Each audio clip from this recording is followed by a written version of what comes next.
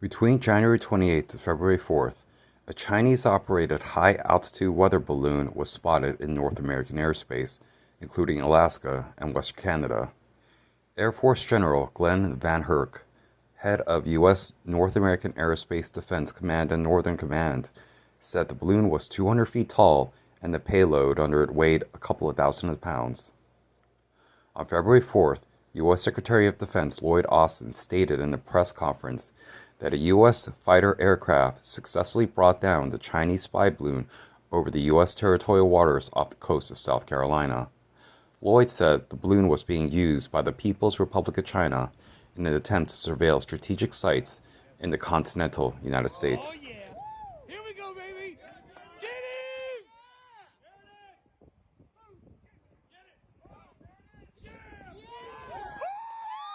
I'm not able to go into the intelligence. As you highlight, we are aware that there have been 4 previous balloons that have gone over U.S. territory.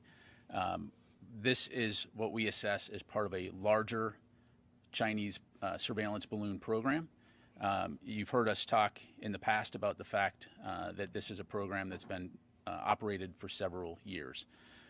What we do know is that in some cases, whereas some of these balloons previously had not been identified, subsequent intelligence analysis did enable us to indicate that these were Chinese balloons. In terms of where they're coming from, I can't go into the specific location other than to say China.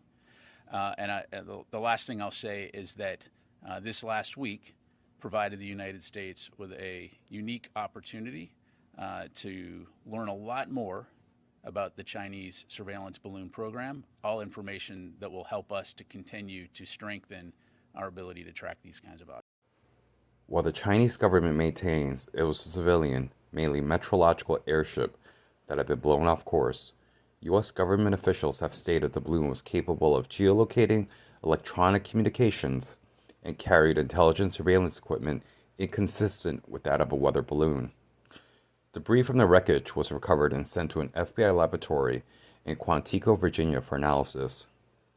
The incident also prompted the U.S. Secretary of State Antony Blinken to delay a diplomatic visit to Beijing, which was set since his 2018 visit. 核实情况，我想强调的是，在事实搞清楚之前，猜测和炒作无异于问题的妥善解决。关于布林肯国务卿访华，我目前没有可以发布的消息。中国是负责任的国家，一贯严格遵守国际法，无意侵犯任何主权国家的领土和领空。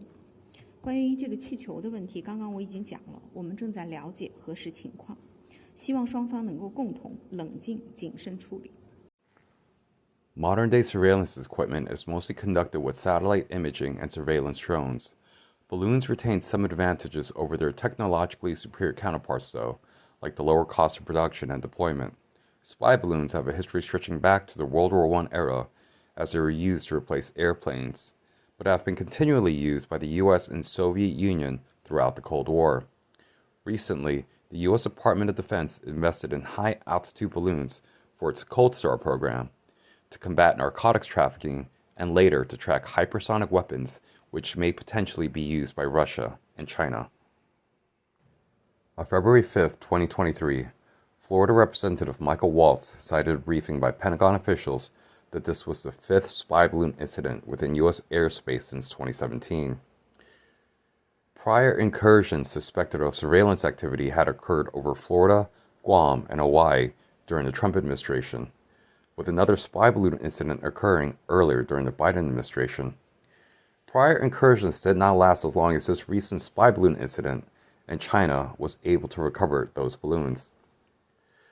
The U.S. Department of State said the balloon was part of a fleet of Chinese military surveillance balloons that had flown over more than 40 countries and across 5 continents, including Latin America and Europe.